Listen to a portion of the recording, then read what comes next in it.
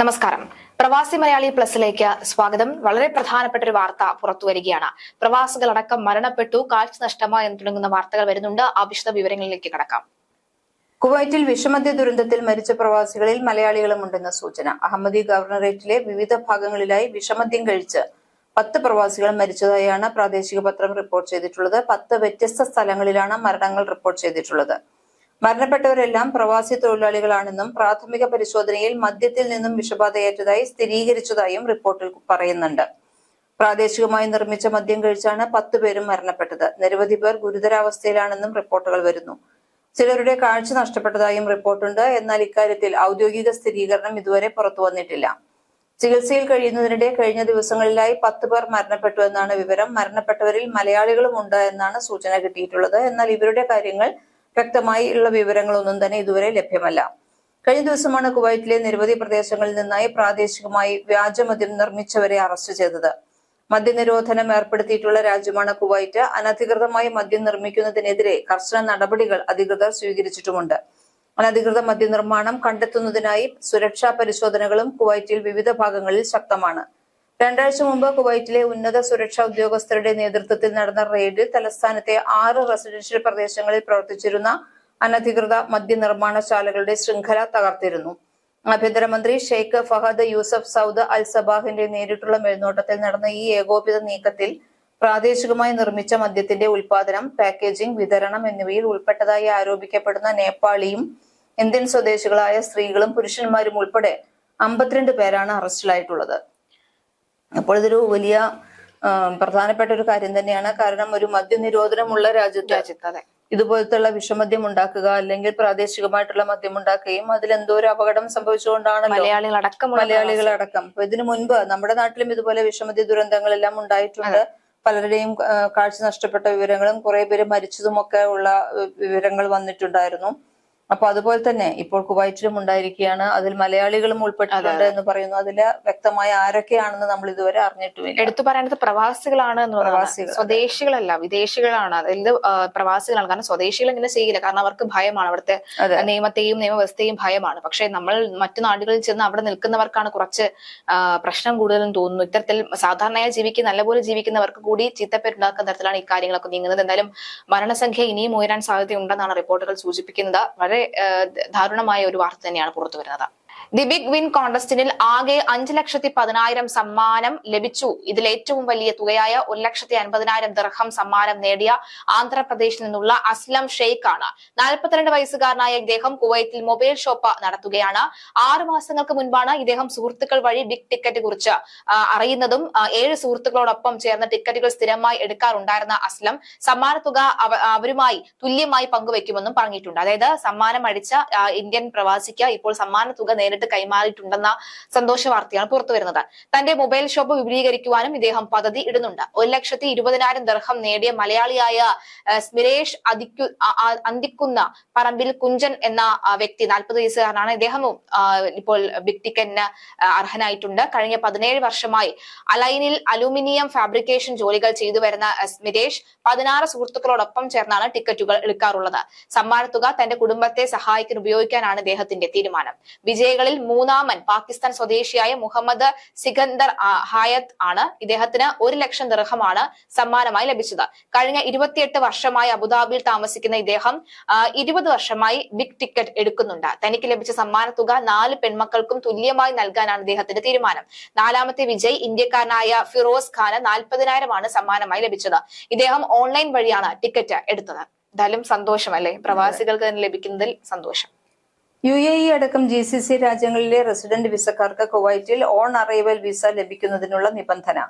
യാത്ര ചെയ്യുന്ന ആൾ ഡോക്ടർ, അഭിഭാഷകൻ, engineer, teacher, judge, consultant, public prosecution അംഗം, യൂണിവേഴ്സിറ്റി അധ്യാപകർ, journalist, press and media staff, pilot, system analyst, pharmacist, computer programmer, manager, businessman, diplomat, company ഉടമകൾ, commercial company and establishment manager അല്ലെങ്കിൽ പ്രതിനിധി, university ബിരുദം ഇവയിൽ ഏതെങ്കിലും യോഗ്യത ആവശ്യമുള്ളവരാണ്.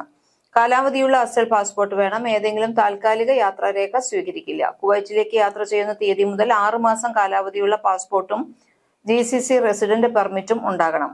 കുവൈറ്റ് കരിമ്പട്ടികയിൽ ഏർപ്പെടുത്തിയ യാത്രക്കാർക്ക് ഓൺ അറൈവൽ വിസ ലഭിക്കില്ല. യാത്രക്കാരുടെ പക്കൽ മടക്ക യാത്ര ടിക്കറ്റ് ഉണ്ടായിരിക്കണം. കുവൈറ്റിലെ താമസ സ്ഥലത്തിന്റെ വിവരങ്ങൾ നൽകണം. കഴിഞ്ഞ മാസം കുവൈറ്റിൽ ദേശവ്യാപകമായി ഈ വിസ പ്ലാറ്റ്ഫോം ആരംഭിച്ചിരുന്നു. വിനോദസഞ്ചാര, കുടുംബ, ബിസിനസ് വിസകൾക്ക് വേണ്ടിയാണ് ഈ വിസ സേവനം ആരംഭിച്ചിട്ടുള്ളത്. തീർച്ചയായും ശ്രദ്ധിക്കുക, കാരണം എല്ലാ തൊഴിൽ മേഖലയിലുള്ളവർക്കും ജാഗ്രതാ നിർദ്ദേശം കൂടിയാണിത്. 2025 ആദ്യ പകുതിയിൽ 36,000 കോടി രൂപയുടെ ഏകദേശം $4.1 മില്യൺ വരുമാനം, 9.1% വളർച്ചയോടെ 1,200 കോടി രൂപയുടെ അറ്റാദായം വിപണിയിലെ സജീവ സാന്നിധ്യമാകുന്നതിന് പുറമെ മികച്ച ലാഭവും രേഖപ്പെടുത്തിയിരിക്കുകയാണ് Lulu group. Chairman MA Yusuf അലിയാണ് ഇതിനുമായി ബന്ധപ്പെട്ട കാര്യങ്ങൾ അറിയിച്ചിരിക്കുന്നത്. GCCയിൽ ലുലുവിന്റെ സാന്നിധ്യം കൂടുതൽ വിപുലമാക്കുമെന്നും നിക്ഷേപകർക്ക് മികച്ച നേട്ടം ലഭിക്കുമെന്നും യൂസഫ് അലി പറഞ്ഞു. നിക്ഷേപകരുടെ വിപുലമായ സാന്നിധ്യവും റീറ്റെയിൽ രംഗത്തെ മികച്ച പ്രകടനവും കൊണ്ടാണ് 2025 ആദ്യ പകുതിയിൽ 36,000 കോടി രൂപയുടെ വരുമാനം നേടിയത്. 9.9% വളർച്ചയോടെ 1,200 കോടി രൂപയോളം ലുലു റിട്ടേൺസ് അറ്റാദായം സ്വന്തമാക്കി. രണ്ടാം പാദത്തിൽ 4.6% അധിക വളർച്ച നേടാനായി. പ്രൈവറ്റ് ലേബൽ ഇ കൊമേഴ്സ് രംഗത്തെ മികച്ച വളർച്ചാ നിരക്കാണ് നേട്ടത്തിന് കരുത്തായത്. 5,037 കോടി രൂപയുടെ നേട്ടത്തോടെ 3.5% വളർച്ച പ്രൈവറ്റ് ലേബലിൽ ലഭിച്ചിട്ടുണ്ട്.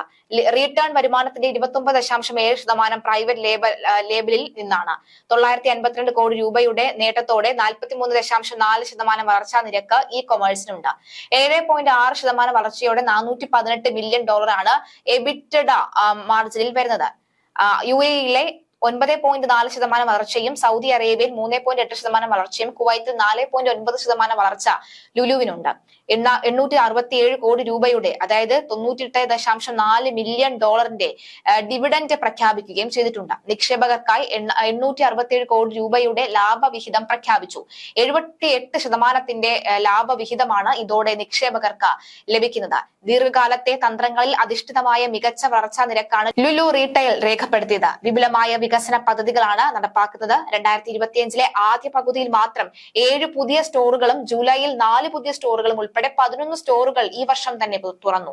9 പുതിയ സ്റ്റോറുകൾ കൂടി ഉടൻ യാഥാർത്ഥ്യമാകുമെന്നും റീറ്റെയിൽ സാന്നിധ്യം വിപുലമാക്കി നിക്ഷേപകർക്ക് ഏറ്റവും മികച്ച നേട്ടം നൽകുമെന്നും Lulu group chairman MA Yusuff Ali വ്യക്തമാക്കി. സുസ്ഥിരമായ വളർച്ചയിലൂടെ ദീർഘവീക്ഷണത്തോടെയുള്ള പദ്ധതികളാണ് നടപ്പാക്കുന്നതെന്നും അദ്ദേഹം പറഞ്ഞു. ലുലു ഹാപ്പിനെസ് ലോയൽറ്റി പ്രോഗ്രാമിനും മികച്ച നേട്ടമാണ് ലഭിച്ചത്. 1 മില്യൺ പുതിയ അംഗങ്ങളോടെ 7.3 മില്യൺ പേർ ഹാപ്പിനെസ് പ്രോഗ്രാമിൽ അംഗങ്ങളായിട്ടുണ്ട്. ഇ കൊമേഴ്സ് പ്ലാറ്റ്ഫോമുകൾ വിപുലമാക്കിയും ഹാപ്പിനെസ് ലോയൽറ്റി പ്രോഗ്രാമുകൾ അടക്കം സജീവമാക്കിയും ഉപഭോക്താക്കൾക്ക് കൂടുതൽ സേവനം ഉറപ്പിക്കുന്നതിനുള്ള നീക്കത്തിലാണ് ലുലു റീറ്റെയിൽ വരുന്നത്. ശരിക്കും നമ്മൾ ഒരു മലയാളിയായിട്ടുള്ള ഒരു സംരംഭകന്റെ ഒരു വലിയ വളർച്ചയെ കുറിച്ചാണ് പറഞ്ഞുകൊണ്ടിരിക്കുന്നത്. അത് എല്ലാവർക്കും ഒരു മാതൃകയായി തന്നെ എടുക്കാവുന്ന കൂടിയാണ്. പൊതുസ്ഥലത്ത് തുപ്പിയാൽ വിവരം അറിയും. ഇത് ഏറ്റവും കൂടുതൽ ഇത് ശ്രദ്ധിക്കേണ്ടത് നമ്മുടെ കേരളത്തിലുള്ളവരാണ്. പൊതുവേ ഉണ്ടല്ലോ നമ്മുടെ ഇവിടുന്ന് പോയിട്ടുള്ള പ്രവാസികള്, ഇപ്പൊ ഗൾഫിലേക്ക് പോയവരാണെങ്കിലും അല്ലെങ്കിൽ അമേരിക്ക, കാനഡ പോയ സ്ഥലങ്ങളിലേക്ക് പോയാലും അവിടെയെല്ലാം വേസ്റ്റ് വലിച്ചെറിയുകയോ അല്ലെങ്കിൽ ഇങ്ങനെ തുപ്പുകയോ ചെയ്തു കഴിഞ്ഞിട്ടുണ്ടെങ്കിൽ കർശനമായ പിഴ അവർക്ക് വേണ്ടി വരും. ഇവരുൾപ്പെടെ കേരളത്തിൽ എത്തിക്കഴിഞ്ഞാൽ വഴിനീള തുപ്പും, പച്ചിയാൽ മൂത്രമൊഴിക്കും, എന്ത് കയ്യിലുണ്ടെങ്കിലും പ്ലാസ്റ്റിക് ഉണ്ടെങ്കിലും ഇതെടുത്ത് റോഡിലേക്ക് വലിച്ചെറിയും. കേരളത്തിൽ ഇതൊന്നും ബാധകമല്ല. എന്നിട്ട് അതേ റോഡിൽ നിന്നുകൊണ്ട് പറയും ഇതൊക്കെ ദുബായിലാണെങ്കിൽ ഇതൊന്നും ഇവിടെ കാണില്ലായിരുന്നു, അല്ലെങ്കിൽ ഇത് അമേരിക്കയിലാണെങ്കിൽ ഇത് നടക്കില്ലായിരുന്നു എന്ന് പറയും. ഏറ്റവും കൂടുതൽ ശ്രദ്ധിക്കേണ്ട ഒരു കാര്യം തന്നെയാണ്. ഇതേ നിയമമാണ് കേരളത്തിൽ വരേണ്ടത്. എന്തായാലും നമുക്ക് ഇവിടെ ദുബായിലത്തെ എന്താന്ന് നോക്കാം. മൊബൈൽ ആപ്ലിക്കേഷനുമായിട്ടാണ് ദുബായ് ഇത് വന്നിട്ടുള്ളത്. 8 നിയമലംഘനങ്ങൾക്ക് തത്സമയം പിഴയുണ്ട്. 1, പൊതുസ്ഥലം വൃത്തികേടാക്കുന്നവരെ പിടികൂടാൻ പുതിയ മൊബൈൽ ആപ്ലിക്കേഷൻ പുറത്തിറക്കി ദുബായ് മുനിസിപ്പാലിറ്റി. പൊതുസ്ഥലത്ത് തുപ്പുകയോ മാലിന്യം വലിച്ചെറിയുകയോ ചെയ്യുന്നവർക്ക് തത്സമയം പിഴ നൽകുന്ന സംവിധാനമാണ് ഇത്. ഇതാണ് കേരളത്തിൽ വരേണ്ടത്. ലോകത്തിലെ ഏറ്റവും വൃത്തിയുള്ള നഗരങ്ങളിൽ ഒന്നാണ് ദുബായ്. ആ പെരുമയ്ക്ക് കോട്ടം തട്ടാതിരിക്കാനാണ് ദുബായ് നഗരസഭയിലെ തെരഞ്ഞെടുക്കപ്പെട്ട ഉദ്യോഗസ്ഥർക്കായി ഇൽത്തിസാം എന്ന പേരിൽ പുതിയ മൊബൈൽ ആപ്ലിക്കേഷൻ പുറത്തിറക്കിയിരിക്കുന്നത്. ജുഡീഷ്യൽ അധികാരമുള്ള ഉദ്യോഗസ്ഥരായിരിക്കും ഈ മൊബൈൽ ആപ്ലിക്കേഷനുമായി നഗരത്തിന്റെ വിവിധ ഭാഗങ്ങളിൽ ഉണ്ടാവുക. മാലിന്യം വലിച്ചെറിയുക, അനുവാദമില്ലാത്ത സ്ഥലത്ത് ബാർബിക്യൂ പാകം ചെയ്യുക, അനധികൃത പരസ്യങ്ങൾ പതിക്കുക, അനുവാദമില്ലാത്ത സ്ഥലത്ത് നിർത്തി കാർ കഴുകുക, വളർത്തുമൃഗങ്ങളുടെ വിസർജ്യങ്ങൾ പൊതുസ്ഥലത്ത് നിന്ന് മാറ്റാതിരിക്കുക തുടങ്ങി 8 തരം നിയമലംഘനങ്ങൾ നടത്തിയാൽ ഉടൻ പിഴ ലഭിച്ചതിന്റെ സന്ദേശം SMS ആയി മൊബൈലിലെത്തും. വാഹനമോ തിരിച്ചറിയൽ രേഖകളോ ഫോട്ടോ എടുത്ത് നിയമലംഘകരെ തിരിച്ചറിയാനും അവരുടെ പേരിൽ പിഴയിടാനുമുള്ള സംവിധാനം ഇൽത്തിസാം എന്ന ആപ്പിൽ ഒരുക്കിയിട്ടുണ്ട്. ദുബായിൽ പൊതുസ്ഥലത്ത് പാലിക്കേണ്ട നിയമങ്ങൾ അറിയാതെ ലംഘിച്ചാൽ പോലും വിവരമറിയും എന്ന കാര്യം ഉറപ്പാണ്.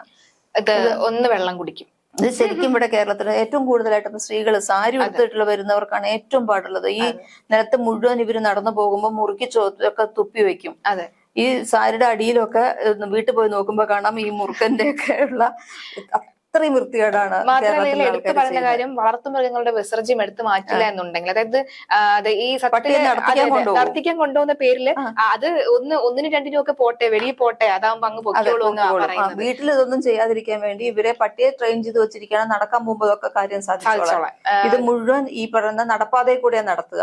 റോഡിന്റെ രണ്ട് സൈഡിലുമുള്ള നടപ്പാതയിൽ കൂടിയാണ് ഇവര് പട്ടിയും കൊണ്ട് നടക്കുന്നത്. അവിടെയാണ് ഈ പട്ടി മൂത്രമൊഴിക്കുന്നതും കാട്ടിടുന്നതും എല്ലാം. അത് അപ്പോൾ അത്തരം നീക്കം, അതായത് ഈ കേരളത്തിൽ ശീലിച്ച് അവിടെ ദുബായിൽ പോയി കാണിക്കാന്ന് വെച്ച് കഴിഞ്ഞാൽ പിഴ എപ്പോ കിട്ടും ചോദിച്ചാൽ മതി. ഓക്കെ, മറ്റു വാർത്ത നോക്കാം. ഈ വർഷം ആദ്യ പകുതിയിൽ ഗതാഗത നിയമ ലംഘനങ്ങളും അപകടങ്ങളും മരണവും ഗണ്യമായി കുറഞ്ഞതായി കുവൈറ്റ് ആഭ്യന്തര മന്ത്രാലയത്തിന് കീഴിലുള്ള ജനറൽ ട്രാഫിക് ഡിപ്പാർട്ട്മെന്റ് അറിയിച്ചു.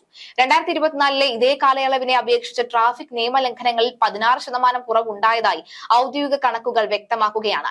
2024 19,68,733 നിയമ ലംഘനങ്ങൾ രേഖപ്പെടുത്തിയ സ്ഥാനത്ത് ഈ വർഷം ഇത് 16,59,448 കുറഞ്ഞിരിക്കുകയാണ്.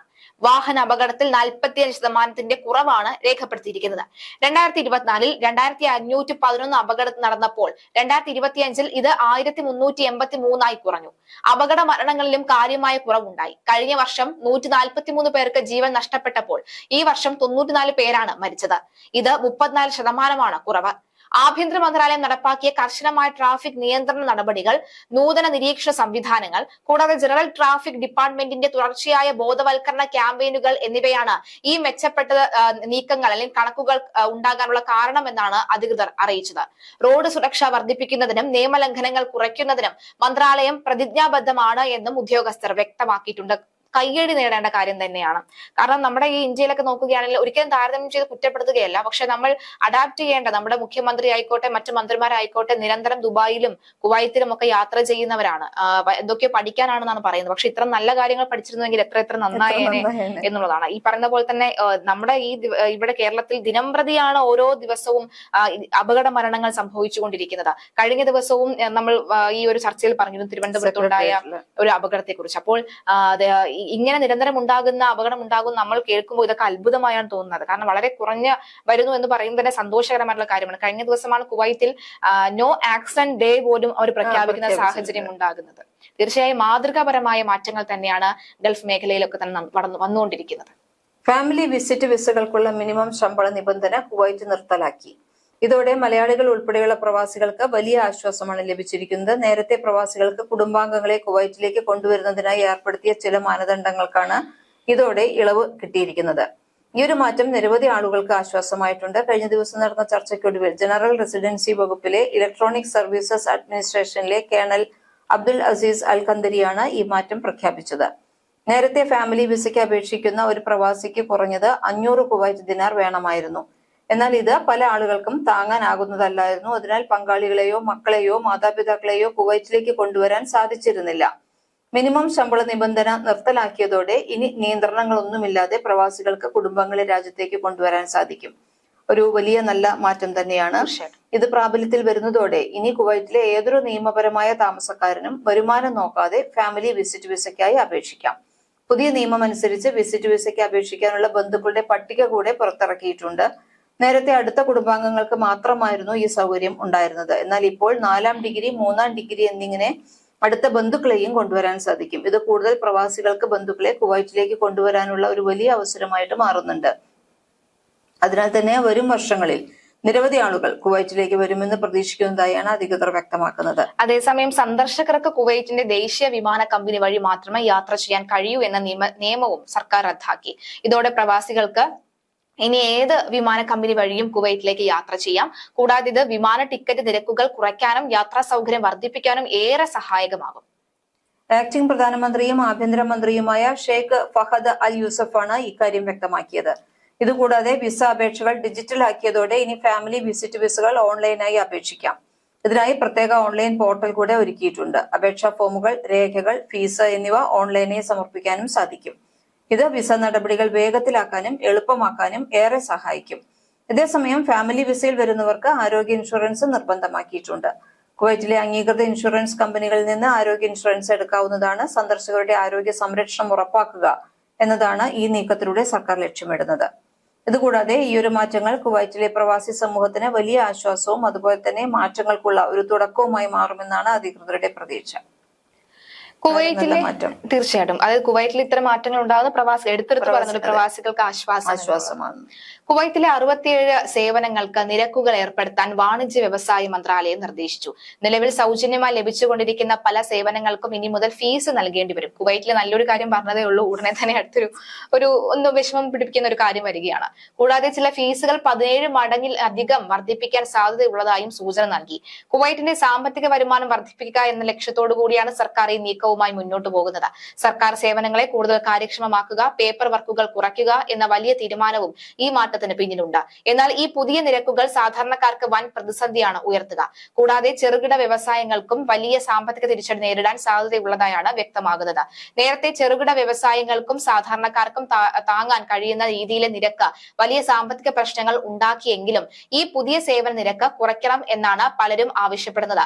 വ്യാവസായിക ലൈസൻസുകൾ, സ്ഥാപനങ്ങളുടെ രജിസ്ട്രേഷൻ, സാങ്കേതിക പരിശോധനകൾ, വിവിധ വാണിജ്യ പ്രവർത്തനങ്ങൾക്കുള്ള ഫീസുകൾ എന്നിവയാണ് പുതിയ നിരക്ക് ഈടാക്കുന്നത്. നിലവിൽ സൗജന്യമായി ചില സേവനങ്ങൾക്കായി 16 മുതൽ 165 വരെ കുവൈറ്റ് ദിനാർ ഏർപ്പെടുത്താനാണ് സാധ്യത. ചില ഫീസുകൾ നിലവിലുള്ള നിരക്കിന്റെ 17 മടങ്ങായി വർദ്ധിപ്പിക്കുകയും ചെയ്യും. അതേസമയം ഈ പ്രഖ്യാപനം പുറത്തു വന്നതോടുകൂടി കുവൈറ്റിന്റെ സമ്പദ് വ്യവസ്ഥയെ എങ്ങനെ ബാധിക്കുമെന്നതിനെ കുറിച്ച് വിവിധ മേഖലകളിൽ സജീവമായ ചർച്ചകളും നടക്കുന്നുണ്ട്.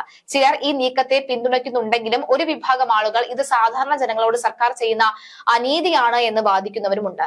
ചർച്ചയുമായി മുന്നോട്ട് പോകാൻ തീരുമാനിക്കുന്നുണ്ടെങ്കിലും സർക്കാർ വിജയിച്ചാൽ ഈ വർധനവ് ചെറുകിട ബിസിനസ്സുകളെ പ്രതികൂലമായി ബാധിക്കുമെന്നതിനാൽ തന്നെ സാധനങ്ങളുടെയും സേവനങ്ങളുടെയും വില വർദ്ധിപ്പിക്കാൻ ഇത് ഒരു കാരണമാകുമെന്നും അറിയിച്ചു.